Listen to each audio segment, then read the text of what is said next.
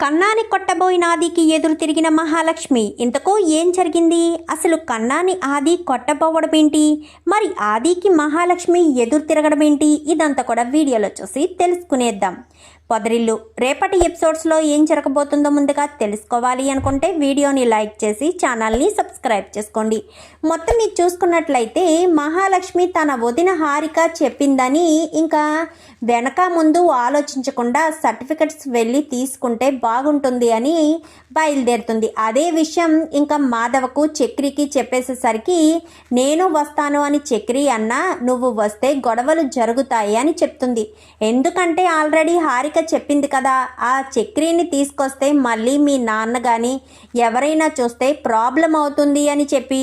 So అందుకని అలా చెప్తే చక్రి బాధపడతాడని, మళ్ళీ నువ్వు వస్తే గొడవలు జరుగుతాయి అంటూ చెప్పుకొచ్చేసరికి సరే నేను రాన్లే అని చెప్పి అంటాడు. కానీ తన మనసులో ఏదో ఆందోళన మొదలవుతుంది. అన్నయ్య ప్లీజ్ అన్నయ్య ఏదో ఒకటి చెయ్యి అన్నయ్య అని చెప్పాను. కానీ ఒరే కన్నా నీకు ఈరోజు హాలిడేనా అనగానే అవునన్నయ్య స్టడీ హాలిడేనే అని చెప్పనేసరికి సరే అని మహాలక్ష్మి రెడీ అయ్యి బయటకు వచ్చేసరికి నేను వెళ్ళొస్తాను పెద్ది అనగానే అమ్మ ఒంటరిగా వెళ్ళడం అంత మంచిది కాదు, చక్రిని తీసుకుని వెళ్ళొచ్చు కదా అని అంటాడు. అనేసరికి లేదు పెద్ది, అక్కడ మా వాళ్ళు చక్రి మీద చాలా కోపంగా ఉన్నారు. పైగా నా కోసం చక్రి చాలాసార్లు దెబ్బలు తిన్నాడు. మళ్ళీ పదే పదే దెబ్బలు తినడం నా వల్ల ప్రాబ్లంలో పడడం నాకు ఇష్టం లేదు. ఇంకా నేనే వెళ్తాను అని చెప్పి మహాలక్ష్మి వెళ్ళబోయేసరికి పోనీ కన్నానైనా తీసుకువెళ్ళు అనేసరికి ఎందుకు కన్నా చదువుని పాడు చేయడం, వాడు ఈ ఒక్కరోజు మానేసినంత మాత్రాన ఏమీ గోల్డ్ మెడల్స్ రావులేమ్మా అంటూ ఇంకా మాధవ చెప్పడంతో సరే పెద్ది అని మహాలక్ష్మి చక్రీని కాదని కన్నాను తీసుకుని బయటికి వస్తుంది. బయటికి వచ్చేసరికి ఈలోపు ఆటో తీసుకుని వస్తారు. ఆటోలో ఇద్దరు బయలుదేరతారు. ఇంకా చక్రికి మాత్రం కాళ్ళు చేతులు ఆడవు. ఎందుకంటే మహాలక్ష్మి జరిగిన పెళ్ళి అనుకోవడం లేదు, అలాగని చక్రితో ఉండడానికి ఇష్టపడడం లేదు. మరి వాళ్ళ ఇంటికి వెళ్ళిన తర్వాత ఖచ్చితంగా కన్విన్స్ చేసేస్తే అప్పుడు చక్రి పరిస్థితి ఏంటి? మహాలక్ష్మి అయితే చక్రిని ప్రేమించలేదు కానీ చక్రి అయితే మహాలక్ష్మిని ప్రేమించాడు కదా. మరి అలాంటి తప్పుడు నా పరిస్థితి ఏటన్నా అంటూ బాధపడుతూ ఉండేసరికి బాధపడకరా, అలాంటిదేమీ ఉండదు. మీ ఇద్దరికీ కనుక రాసి పెట్టుంటే ఖచ్చితంగా మీ ఇద్దరూ మళ్ళీ కలుస్తారు, నువ్వు ఏమీ ఆలోచించకు అని చెప్పి మాట్లాడేసరికి ఏమో అన్న నాకు చాలా టెన్షన్గా ఉంది, భయంగా ఉంది. మహాలక్ష్మి మళ్ళీ తిరిగి వస్తుందో రాదో అని చాలా భయంగా ఉందన్న అంటూ మాట్లాడేసరికి అలాంటిదేమీ ఉండదు, నువ్వు టెన్షన్ పడకు, నన్ను వర్క్ చేసుకొనివ్వి లేదా నా పని పోతుంది అంటూ ఇంకా చక్రీనైతే గద్దిస్తాడు మాధవైతే. మహాలక్ష్మి ఆటోలో కూర్చుని ఆలోచిస్తూ ఉంటుంది. అంటే తను ఇంటి నుంచి బయటికి వచ్చేటప్పుడు ఏ రకంగా వచ్చింది, ఎన్ని అవమానాలు పడి వచ్చింది, ఏంటి అదేంటి ఇదేంటి అని అన్నీ కూడా ఆలోచించుకుంటూ వెళ్తూ ఉండగానే ఏంటొదినమ్మా ఎందుకు అలా ఆలోచిస్తున్నారు, దేని గురించి ఆలోచిస్తున్నారు అంటూ ఇంకా కన్నా అడుగుతాడు మహాలక్ష్మిని.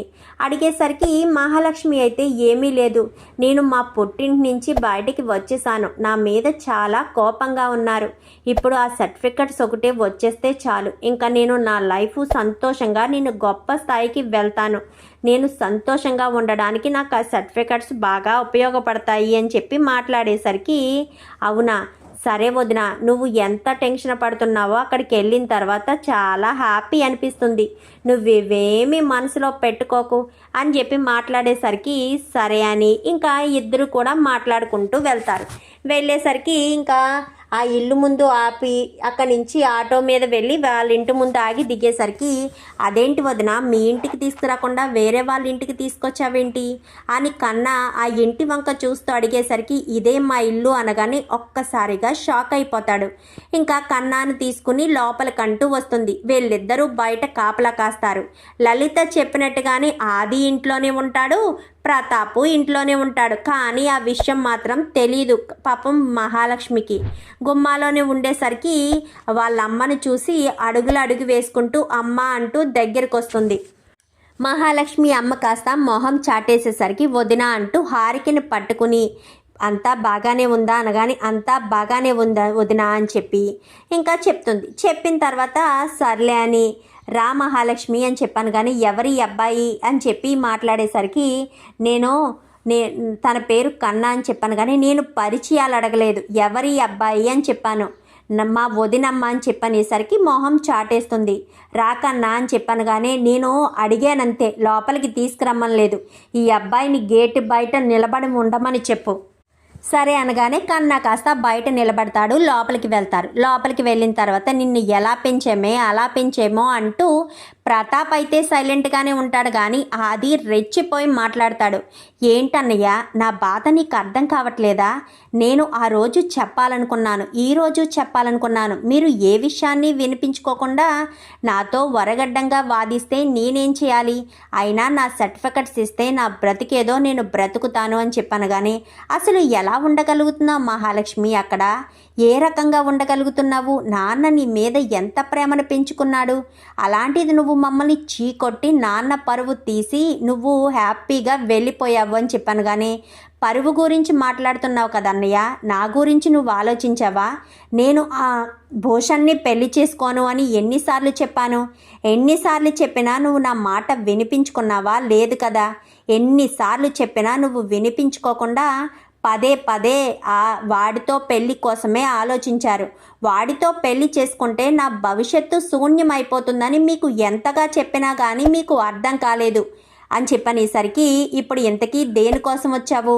సర్టిఫికెట్స్ కోసమే వచ్చాను నేను. నా సర్టిఫికెట్స్ నాకు ఇస్తే నా కాళ్ళ మీద నేను బ్రతుకుతాను అనగాని చూసావమ్మా, ఇది వస్తే ఏమీ మాట్లాడద్దు, ప్రేమగా మాట్లాడు, అది నీ తోడ పుట్టిన చెల్లి అని చెప్పావు. ఇది చూసావా, నాన్న ఆరోగ్యం బాగోలేదు, నాన్న హాస్పిటల్లో ఉన్నాడు, హాస్పిటల్లో చూడనివ్వలేదు కదా అని ఇప్పుడు ఇంటికి వచ్చాను అని ఏమన్నా చెప్తుందా? అది సర్టిఫికెట్స్ కోసమే వచ్చిందంట. ఆ సర్టిఫికెట్స్ ఉంటే చాలంట అని చెప్పి మాట్లాడేసరికి అవును, నాకు సర్టిఫికెట్స్ ఉంటే చాలు అనగానే అమ్మ హారిక సర్టిఫికెట్స్ తీసుకురా అని చెప్పాను, కానీ సర్టిఫికెట్స్ తీసుకొస్తారు. తీసుకొచ్చేసరికి 2 అడుగులు ముందుకేసి మహాలక్ష్మి ఆ సర్టిఫికెట్స్ ఇలా ఇవ్వండి అని చెప్పి అడుగుతూ ఉండేసరికి నీకు ఈ సర్టిఫికెట్స్ ఇవ్వాలి అంటే నువ్వు శాశ్వతంగా ఆ ఇంటిని ఆ పెళ్ళిని మొత్తం వదిలేసి ఇంట్లో ఉండాలి, అప్పుడే నీ చేతికి సర్టిఫికెట్స్ వస్తాయి అంటూ చెప్తాడు.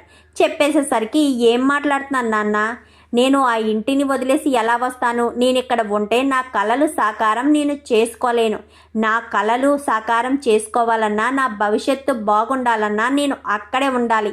అయినా నాకు అక్కడ ఏమీ లోటు లేదు అని చెప్పనేసరికి 5 మగవాళ్ళు ఉన్న ఒక ఇంటికి వెళ్ళి ఆడపిల్లవి నువ్వు ఎలా ఉంటావు అనగానే వాళ్ళు 5 నన్ను అర్థం చేసుకునే వాళ్ళే, నాకు కష్టం కలిగించే వాళ్ళు కాదు అని చెప్పి ఇంకా చెప్తాడు. చెప్పేసేసరికి ఇంకేం మాట్లాడాలో అర్థం కాక ఇంకా అలా నిలబడిపోతారు. సరే, చివరిగా ఒక మాట చెప్తున్నాను మహాలక్ష్మి, నీకు సర్టిఫికెట్స్ కావాలి అంటే నువ్వు ఇక్కడ ఉండాల్సిందే, లేదంటే ఇవ్వను అనేసరికి నాకు సర్టిఫికెట్స్ మాత్రమే కావాలి నాన్న, నేను ఇక్కడ ఉండలేను అనగానే వెంటనే తన పాకెట్లోంచి లైటర్ తీసి సర్టిఫికెట్స్ ఫోల్డర్ అంతా కూడా అంటించేస్తాడు. నాన్న వద్దు నాన్న అంటూ చెప్తున్నా కానీ ఇంకా ఆది కాస్త చేతులు పట్టేసుకుని ముందుకు వెళ్ళనివ్వడు. మొత్తం బుగ్గిపాలైపోతుంది. నువ్వు ఏ చదువు కోసమైతే ఇంటిని కాదని ఆ సిటీలో బ్రతకడానికి వెళ్ళిపోయావో ఆ చదువే నీకు లేకుండా చేసేసాను. ఇప్పుడు ఏం చేస్తావు? నువ్వేం చేయలేవు అని చెప్పి ఇంకా ప్రతాప్ అనేసరికి అసలు మీరు కన్న తండ్రేనా నాన్న? మీ కూతురు భవిష్యత్తు బాగుండాలని కోరుకునే మీరు ఇలాగా ఎందుకు ప్రవర్తిస్తున్నారు నాన్న? నేను మీ ఇష్టాల్ని ఎప్పుడైనా కాదన్నానా? నాకు ఫ్రీ సీట్ వచ్చినా కానీ మీరు చూపించిన యూనివర్సిటీలోనే నేను చదివి టాప్ ర్యాంకర్ని అయ్యాను. అయినా సరే మీ పేరును గొప్పగా అందరూ చెప్పుకునేటట్టు చేశాను. అలాంటి నా భవిష్యత్తుని ఒక్క అగ్గిపుల్లతో అంటించేసావు కదా నాన్న. నేను ఈ సర్టిఫికెట్స్ కోసం ఎన్నో ఆశలు పెంచుకున్నాను, ఎన్నో ఆలోచనలతో ఇక్కడికి వచ్చాను. మీరు నన్ను మోసం చేశారు, చాలా మోసం చేశావు వదిన. నిన్ను నమ్మే కదా వదిన ఎంతవరకు వచ్చాను. ఈ ఇంట్లో నా గురించి ఆలోచించేది ఎవరైనా ఉన్నారు, నాకు మంచి చెప్పేవాళ్ళు ఎవరైనా ఉన్నారు అంటే అది నువ్వే అని అనుకున్నాను. కానీ నువ్వు కూడా నన్ను మోసం చేసావు వదినా అంటూ ఎంతగానో బాధపడుతూ ఉంటుంది మహాలక్ష్మి. నన్ను క్షమించు మహాలక్ష్మి, నా చేతుల్లో ఏమీ లేదు అంటూ చెప్పడంతో ఇంకా ఏడ్చుకుంటూ మహాలక్ష్మి బయటికి రాబోయేసరికి ఇంకా ఆది చెయ్యి పట్టుకుంటాడు. చెయ్యి పట్టుకునేసరికి వదులన్నయ్య, అన్నయ్యవని కూడా చూడను అని చెప్పి చాలా గట్టిగా గసురుతుంది. గట్టిగా గసిరేసరికి విదిలించుకుని గబగబా బయటకు వచ్చి కన్నా దగ్గరికి వచ్చి కన్నా చేపట్టుకునేసరికి ఆది కాస్త అడ్డుకుంటాడు. అడ్డుకునేసరికి ఎక్కడికే వెళ్తావు, పదవే లోపలికి అని చెప్పాను కానీ వదినమ్మను వదలండి అని చెప్పాను కానీ నువ్వెవడవరా వదినమ్మను వదలండి అని చెప్పడానికి అంటూ కన్నా మీద చేసుకుంటాడు. ఏం చేస్తున్నావు నీకు తెలుస్తుందా? ఒక మూర్ఖుల్లా ప్రవర్తించు కన్నయ్య, చదువుకున్నావు కదా, మరి చదువుకున్న సంస్కారం ఏమైపోయింది? నాకు తోడుగా వచ్చిన మనిషిని నువ్వు కొడతావా? నువ్వు కొట్టబోతావా? అసలు కొడతావా? ఏం చేస్తున్నావో నీకు కొంచెమైనా ఇంగిత జ్ఞానం ఉందా అనగాని ఏం మాట్లాడుతున్నావే? నువ్వు నా తోడబుట్టిన చెల్లివి అనగాని చెల్లిని అని ఇప్పుడు గుర్తొచ్చిందా నీకు? ఆ రోజు ఆ భూషణ్ గాడితో పెళ్ళి వద్దు వద్దు అని ఎంత మొత్తుకున్నాను, నెత్తి నోరు మొత్తుకున్నాను. వాడితో ఉంటే నా లైఫ్ బాగోదన్నయ్య. బయట చదువు విషయం పక్కన పెడితే వాడు నన్ను ఒక పని మనిషిలా చూస్తున్నాడు అన్నయ్య. ఒక పని మనిషి కంటే హీనంగా నన్ను చూస్తున్నాడు. అలాంటి వాడి దగ్గరికి వెళ్ళి నా జీవితాన్ని నేను సర్వనాశనం చేసుకోలేనన్నయ్య. అందుకోసమనే నేను ఇంటి నుంచి వెళ్ళిపోయాను. అయినా సరే మీరు నన్ను వదిలిపెట్టడం లేదు. నా భవిష్యత్తు నేను అన్నీ వదిలేసి అందరినీ వదిలేసి ఇంటి నుంచి బయటికి వచ్చేస్తే ఎందుకన్నయ్య నన్ను ఇంతేలా టార్చర్ పెడుతున్నావా అనగాని ఏం మాట్లాడుతున్నావు మహాలక్ష్మి, నేను నీ అన్నయ్యని అనగాని అన్నయ్య అనే పాటకు అర్థం తెలుసా అసలు నీకు? అన్నయ్య అంటే ప్రతి విషయంలో తోడుగా ఉండేవాడు.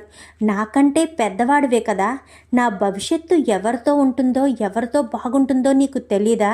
ఏ రోజైనా సరే నన్ను పక్కన కూర్చోబెట్టుకుని అమ్మా నీకు ఈ పెళ్ళి ఇష్టమేనా, ఇష్టం లేదు అని చెప్తున్నావు, అసలు వాడితో నీకు సమస్య ఏంటి, నీకు ఇష్టం లేనిది ఏది చెయ్యినా అమ్మా అని చెప్పి నాతో ఏ రోజైనా ప్రేమగా మాట్లాడేవా?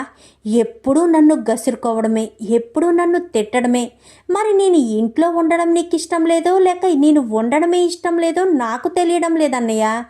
ఎందుకో నీవు నన్ను ఎప్పుడూ కూడా ఒక చెల్లెల్లా అనుకోవు, ఎప్పుడూ నన్ను అజమాయిషి చెయ్యాలనే అనుకుంటావు. అసలు ఏం చేస్తున్నావో ఏదైనా అర్థమవుతుందా అన్నయ్య?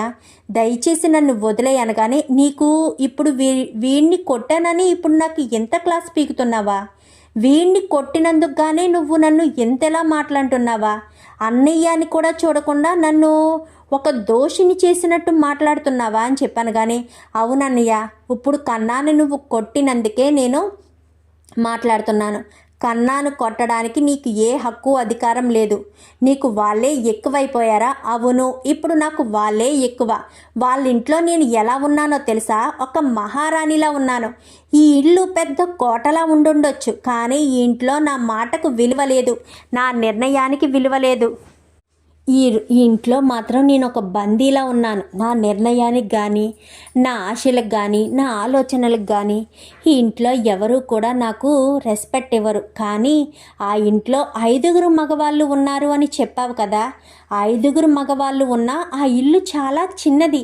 అయినా సరే వాళ్ళ ప్రేమానురాగాలు నాకు చాలా గొప్పగా ఉన్నాయి. నన్ను ఒక మహారాణిలా చూసుకుంటున్నారు. నా పేరే మహాలక్ష్మి. నన్ను వాళ్ళు నెత్తిని పెట్టుకుని చూసుకుంటున్నారు. నేను ఆ ఇంట్లో వాళ్ళతోనే ఉంటాను అని చెప్పాను కానీ ఏం మాట్లాడుతున్నావే? నీకు మాకంటే కన్న తల్లిదండ్రుల కంటే సొంత అన్నగారి కంటే వాళ్ళే ఎక్కువైపోయారా? అవునన్నయ్య, వాళ్ళే ఎక్కువైపోయారు. వెళ్ళన్నయ్య, నువ్వు ఇక్కడి నుంచి వెళ్ళిపో. ఇప్పుడు నువ్వు నా దగ్గరికి వచ్చి సొంత అన్నగారు సొంత నాన్న అంటూ మాట్లాడుతున్నావా? మరి నాన్న సర్టిఫికెట్ని తగలపెట్టేశాడు కదా అని చెప్పనేసరికి ఒక్కసారిగా షాక్ అవుతాడు కన్నా. ఏంటి వదిన సర్టిఫికెట్లు తగలపెట్టేశారా అని బాధపడతాడు. బాధపడేసరికి నా నాన్న సర్టిఫికెట్స్ అన్నీ కాల్చి బూడిద చేసినప్పుడు అయ్యో నాన్న, అది ఎన్నో సంవత్సరాల నుంచి ఎంతో గొప్పగా చదివి యూనివర్సిటీ ఫస్ట్ వచ్చిన సర్టిఫికెట్స్ నాన్న, దాని భవిష్యత్తును నాశనం చేయొద్దు అని నువ్వు నా గురించి ఎందుకు మాట్లాడలేదురా? నాన్న చేసిన పనినే సమర్థించవు కానీ నీ చెల్లెల్ని సమర్థించవా? నా భవిష్యత్తు నాశనం అయిపోయిందని నువ్వు అనుకోలేదా అని చెప్పనేసరికి చదువు ఎందుకే, చదువు ఎవరికి కావాలి? పెళ్లి చేసుకొని అత్తవారింట్లో ఉండాలి కానీ నాన్న చూపించిన సంబంధం చేసుకుని ఉంటే నువ్వు మహారాణిలా ఉండేదానివి. ఇలా నడి రోడ్డు మీద నిలబడవలసిన అవసరం లేదు. నేను నడి రోడ్డు మీద ఉన్నా నేను సంతోషంగా ఉంటాను. అర్థమవుతుందా? నాకు తల్లి తండ్రి ఎవరూ లేరు. నేను గొప్ప స్థాయికి వెళ్తాను, ఖచ్చితంగా వెళ్తాను. చూడండి నాన్న, ఇప్పుడు చెప్తున్నాను, ఇప్పటి వరకు నేను నా సర్టిఫికెట్స్ ఇస్తారని ఎన్నో ఆశలతో వదిన మీద నమ్మకంతో నేను ఇంట్లో అడుగుపెట్టాను. కానీ మీరు నా సర్టిఫికెట్స్ ఇవ్వలేదు. ఇవ్వకపోగా నన్ను ఇంతకింత అవమానించారు. అందుకే నేను ఇక్కడి నుంచి వెళ్ళిపోతున్నాను. ఇక మీదట మీకు మళ్ళీ కనిపించను. మళ్ళీ నేను గొప్ప స్థాయికి వెళ్తేనే కానీ నేను కనిపించను అని చెప్పేసేసరికి ఇంకా ఒక్కసారిగా షాక్ అవుతారు వాళ్ళైతే. రా కన్నా అంటూ కన్నా చేతిని పట్టుకుని వచ్చేస్తారు. వచ్చేసిన తర్వాత బాధపడుతున్నావా వదిన అని చెప్పాను. కానీ బాధపడట్లేదు కన్నా, ఎవరు ఎలాంటి వాళ్ళో తెలిసింది. కానీ నేను ఆ సర్టిఫికెట్స్ ఉంటే నేను పెద్ద ఆర్కిటెక్ట్ని అవుతానని, మహాలక్ష్మి కన్స్ట్రక్షన్స్ అని పెద్ద కంపెనీ పెడదామని ఎన్నో ఆశలు అనుకున్నాను. కానీ ఇలా జరుగుతుందని అస్సలు అనుకోలేదు కన్నా. నా వాళ్ళు నాకు ఇంత అన్యాయం చేస్తారనుకోలేదు. నన్ను ఇంటికి రప్పించడం కోసం సర్టిఫికెట్స్ అడ్డు పెట్టుకున్నారు. నేను ఇంటికి వచ్చాక నన్ను మళ్ళీ ఆ పిల్లకొడికే ఇచ్చి పెళ్లి చేయాలని అనుకుంటున్నారు. నన్ను ఇంటికి రమ్మనడం కాదు, వాడికి ఇచ్చి పెళ్లి చేసి నా గొంతు కొయ్యాలని అనుకుంటున్నారు. అలాంటి వాళ్ళ దగ్గర నేను ఉండలేను. కానీ నేను ఎంతో కష్టపడి చదివిన సర్టిఫికెట్స్ అవి. నేను మెరిట్ స్టూడెంట్ని తెలుసా, టాపర్ని, కాలేజీ టాపర్ని నేను. అలాంటి నా సర్టిఫికెట్స్ లేకపోతే నేను చెప్పిన నోటి మాట మీద నాకు జాబ్ ఎవరిస్తారు, నా భవిష్యత్తు ఏమవుతుంది అని బాధపడుతూ ఉండగా, వదిన బాధపడకండి వదిన, ఏదో ఒక దారి ఖచ్చితంగా దొరుకుతుంది వదిన. భగవంతుడు మనకి ఎప్పుడూ సపోర్ట్గా ఉంటాడు. మా అన్నయ్య ఎప్పుడూ ఒక మాట అంటూ ఉంటాడు, మంచితనంగా ఉంటే ఈరోజు కాకపోయినా రేపైనా సరే ఆ మంచితనం నిలబడుతుందని మా అన్నయ్య ఎప్పుడూ నాకు చెప్తూ ఉంటాడు. మీరు బాధపడకండి వదిన అని చెప్పి ఇంకా మాట్లాడేసరికి కన్నాకు దాహం వేసి గబగబా వెళ్ళి ఒక వాటర్ బాటిల్ తెచ్చుకొని సగం వాటర్ పైగా తాగేసి మహాలక్ష్మికి ఇస్తాడు. మహాలక్ష్మి మొహం కడుక్కుని జరిగిందేదో జరిగిపోయింది. జరిగిన దాన్ని దేన్ని మనం మార్చలేము. పదకన్నా భోజనం చేద్దామనగానే, వద్దులే వదిన, మీరు బాధలో ఉన్నారు కదా, వద్దు, ఇంటికి వెళ్ళాక అన్నయ్య చేతితోటే తిందాము అని చెప్పాను. కానీ ఎందుకు, నీకు ఆల్రెడీ చెప్పాను కదా, మా ఊర్లో ఒక చోట ఫుడ్ బాగుంటుందని, అక్కడికి వెళ్ళే భోంచేద్దాము. నా భవిష్యత్తు ఎలా ఉండాలని ఆ భగవంతుడు నిర్ణయించాడో అలాగే ఉంటుంది.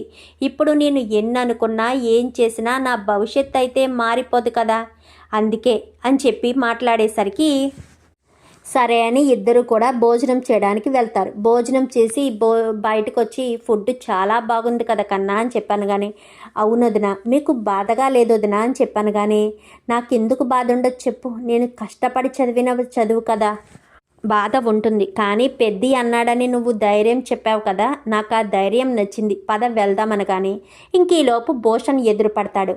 భూషణ్ ఎదురుపడేసరికి, ఏంటి మహాలక్ష్మి, నీ బ్రతుకు రోడ్డు మీదకి వచ్చిందా? అదే నన్ను పెళ్లి చేసుకునుంటే నీ కాలు కింద కూడా పెట్టకుండా మహారాణిలా చూసుకునేవాడిని అనగానే, ఎక్కడా, ఇంట్లో వంటగదిలో పని మనిషి స్థానంలోనే ఇంట్లో పడేసేవాడువా అనగాని, మరి ఆడది అంతకంటే ఏం చేస్తుంది? మొగోడికి భర్తకి వండి పెట్టుకోవడం తప్ప ఆడదానికి ఇంకేం చేయాలి అనగానే, ఆడదంటే నీకు కేవలం వండి పెట్టేది మాత్రమే అనుకుంటున్నావా? ఆడదానికి కూడా కలలుంటాయి, గొప్ప స్థాయికి వెళ్ళాలని ఆలోచనలుంటాయి, గొప్ప పేరు తెచ్చుకోవాలని ఎన్నో ఆశలుంటాయి. అంతే తప్ప కేవలం నీకు వండి పెట్టే ఆడదిగా ఉండడం నాకు ఇష్టం లేకే నేను ఇంట్లోంచి వెళ్ళిపోయాను అంటూ చెప్పేసేసరికి, ఇంట్లోంచి వెళ్ళిపోయావు కాబట్టే నీకు ఇలాంటి పరిస్థితి పట్టింది. ఇప్పటికైనా మించిపోయిందేమీ లేదు. నువ్వు ఓ అని వచ్చి కారు ఎక్కు, నిన్ను మహారాణిలా చూసుకుంటాను అనగానే, రేయ్ వెళ్ళరా ఇక్కడి నుంచి, నువ్వు కనుక ఇక్కడి నుంచి వెళ్ళకపోతే పోలీసులకు ఫోన్ చేసి నువ్వు అరెస్ట్ చేస్తున్నావని కంప్లైంట్ ఇస్తాను అనేసరికి, వద్దు అని చెప్పి వెళ్ళిపోతాడు. వెళ్ళిపోయేసరికి, అదేంటి వదిన, వాడు అలా వెళ్ళిపోయాడు అనగానే, వాడో పిరికోడు, ఆడవాళ్ళ దగ్గరే వాడు ప్రతాపం చూపిస్తాడు, వాడు అంత పిరికివాడు అని చెప్పనేసరికి, అవును వదిన, నిజంగా ప్రతాపం చూపిస్తాడు అని చెప్పి మాట్లాడేసరికి ఇంకా ఏం మాట్లాడాలో అర్థం కాక సైలెంట్గానే అక్కడి నుంచి ఇద్దరు నడుచుకుంటూ ఇంటికి వచ్చేస్తారు. ఇంటికి వచ్చేసిన తర్వాత నడుచుకుంటూ ఆటో ఎక్కి ఆటోలో బాధపడుతూ ఉంటుంది. పైకి మాత్రం తన బాధను చూపించదు. కన్నాను నాకు తోడుగా తీసుకొచ్చాను, కన్నా కనుక నాకు తోడు లేకపోయి ఉంటే నా భవిష్యత్తు ఏమై ఉండేది అని అనుకుంటూ ఆలోచిస్తూ ఉండగా చక్రి ఫోన్ చేస్తాడు. ఈలోపు ఫోన్ చేసేసరికి ఏంటన్నయ్య అని చెప్పాను కానీ ఎక్కడున్నారా అని చెప్పనేసరికి వచ్చేస్తున్నామన్నయ్య, దగ్గరలోనే ఉన్నాము అని చెప్పాను కానీ సరే అయితే బస్టాండ్కి రానా అని చెప్పాను కానీ వద్దన్నయ్య, మేమే ఆటోలో ఇంటికి వచ్చేస్తాము అని చెప్పనేసరికి సరే అని ఇంకా మా గబ్బగబా లోపలికి వెళ్ళి వంట చేస్తూ ఉన్న మాధవ్కు చెప్తాడు. అన్నయ్య మహాలక్ష్మి వచ్చేస్తుంది అన్నయ్య అని చెప్పాను కానీ వచ్చేస్తుందా, నాకు తెలుసురా మహాలక్ష్మి వస్తుందని, అందుకే నువ్వు కంగారు పడ్డావు కానీ నేను కంగారు పడలేదు. మహాలక్ష్మి ఇంటికి ఖచ్చితంగా తిరిగి వస్తుందని నాకు బాగా తెలుసు అని చెప్పి చక్రి అయితే గుమ్మం దగ్గరే ఉంటాడు. గుమ్మం దగ్గరే ఉండేసరికి మహాలక్ష్మి కాస్త వచ్చి సరాసరి గదిలోకి వెళ్ళిపోతుంది. గదిలోకి వెళ్ళిపోయేసరికి మహాలక్ష్మి గారు అంటూ పిలుస్తున్నా కానీ వెళ్ళిపోతుంది. ఏమైందిరా కన్నా అని చెప్పాను కానీ సర్టిఫికెట్స్ కాల్ చేశారంట అన్నయ్య అని చెప్పనేసరికి సర్టిఫికెట్లు కాల్ చేయడం ఏంట్రా అని చెప్పాను కానీ ఏమో అన్నయ్య నాకేం తెలీదు, నన్ను గేటు దగ్గరే ఉండమని వాళ్ళ అమ్మగారు చెప్పారు. గేటుకి ఇంటికి చాలా దూరం ఉంది, మరి వాళ్ళ ఇంట్లో ఏం జరిగిందో ఏంటో నాకు తెలీదు. వదిన ఏడ్చుకుంటూ బయటికి వచ్చింది. తర్వాత వాళ్ళ అన్నయ్య వాళ్ళ అన్న అందరూ కూడా బయటికి వచ్చారు. నన్ను కూడా కొట్టారు. మళ్ళీ వదిన నన్ను కొట్టబోయేసరికి అడ్డుకుని వాళ్ళ అన్నయ్యని ఎదిరించి వాళ్ళ అన్నయ్యకి వార్నింగ్ ఇచ్చి అక్కడి నుంచి వచ్చేసాము. తర్వాత వదిన కొంచెం సేపటికి రిలాక్స్ అయ్యి మేమిద్దరం బిర్యానీ తిని బయటికి వస్తే ఎవడో పిల్లకోడు కారులో ఉండి వదినతో మాట్లాడాడు. వదిన పోలీస్ కంప్లైంట్ ఇస్తాను అనేసరికి వాడు పారిపోయాడు అన్నయ్య అని చెప్పాను కానీ వాడే మీ వదినని పెళ్లి చేసుకోవడానికి సిద్ధపడ్డవాడు అనగానే అవునా, వాడి నుంచి తప్పించుకునేనా వదిన నిన్ను పెళ్లి చేసుకుంది అని చెప్పనేసరికి అవును అని చెప్పాను కానీ మరి ఇప్పుడు ఎలా రాకన్నా సర్టిఫికెట్స్ గురించి అనగానే నేను కాలేజీలో ఎవరినైనా ఏరే ఆప్షన్ ఉందేమో అని అడుగుతానులే, నాకు తెలిసిన ప్రిన్సిపల్స్ సార్లు ఉన్నారన్నయ్య, నేను వాళ్ళెవరినైనా కనుక్కొని ప్రాబ్లం ఇది సర్టిఫికెట్స్ మళ్ళీ ఏమన్నా తెచ్చుకునే అవకాశం ఉందా అని అడుగుతానులే అన్నయ్య, కానీ వదినకు మాత్రం ధైర్యం చెప్పన్నయ్య, నీ మాటలు వదినను ధైర్యాన్ని పెంచుతాయి, ఎందుకంటే నువ్వు నాతో ఎప్పుడూ చెప్తుంటావు కదా మంచి వాళ్ళకి ఈరోజు చెడు జరగవచ్చు కానీ ఎప్పటికైనా మంచే జరుగుతుందని. అదే మాట చెప్పడంతో వదిన చాలా సంతోషపడింది. అందుకే చెప్తున్నానన్నయ్య, వదినకు నీ మాటలు చాలా ఊరటనిస్తాయి. నువ్వు ఆ వదినకు కొంచెం సపోర్ట్గా దగ్గరుండి కొంచెం సపోర్ట్గా ఉంటే వదిన మళ్ళీ మామూలు మనిషి అవుతుంది అని చెప్పాను కానీ అవునన్నయ్య, నువ్వు చెప్పే ప్రతి మాట కూడా మహాలక్ష్మికి వేదవాకులా ఉంటుంది. ఎందుకంటే నీలో తన మామయ్యను చూసుకుంటుంది మహాలక్ష్మి. తన మామయ్యే తన దగ్గర తోడుగా ఉన్నాడని తనకు ఎప్పుడూ సపోర్ట్గా ఉంటాడని కోరుకుంటుంది అని చెప్పాను కానీ మరి నన్ను పెద్ద ఆర్కిటెక్ట్ అంటూ చెప్పావు కదరా, ఇప్పుడు మహాలక్ష్మి నన్నే జాబ్ చూడమంటుంది, ఇప్పుడు ఏం చేయాలో ఏంటో అనగాని ముందైతే ఈ ప్రాబ్లం నుంచి బయట పడనివ్వన్నయ్యా, ఆ తర్వాత జాబ్ గురించి చూద్దాము, ప్రజెంట్ అయితే సర్టిఫికెట్స్ విషయం తేలితే వదిన బాధపడకుండా ఉంటుంది కాబట్టి ఆ సర్టిఫికెట్స్ అనేవి ఏంటో తెలిస్తే సరిపోతుంది అని చెప్పి మాట్లాడేసరికి సరే అని ఇంకా ఏం మాట్లాడకుండా అక్కడి నుంచి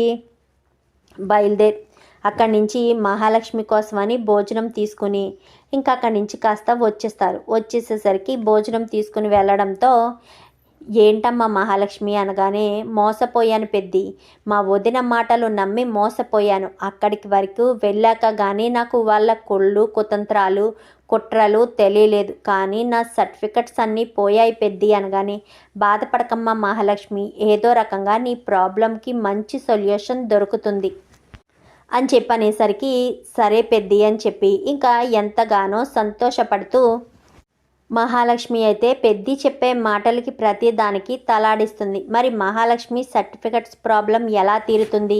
మళ్ళీ మహాలక్ష్మి వాళ్ళ కుటుంబంతో కలిసిపోతుందా? చక్రిని మహాలక్ష్మి భర్తగా అంగీకరించాలి, వాళ్ళిద్దరూ ఒకరినొకరు అర్థం చేసుకోవాలి అని మీరు కూడా కోరుకుంటే వీడియోకి ఒక లైక్ చేసి ఛానల్ని సబ్స్క్రైబ్ చేసుకుని పక్కనే ఉన్న బెల్ సింబల్లో ఆల్ పై క్లిక్ చేయండి. చక్రి మహాలక్ష్మి జోడి కనుక మీకు నచ్చినట్లయితే వెంటనే మా ఛానల్ని కామెంట్లో ఎస్ అని టైప్ చేయండి. Thank you for watching.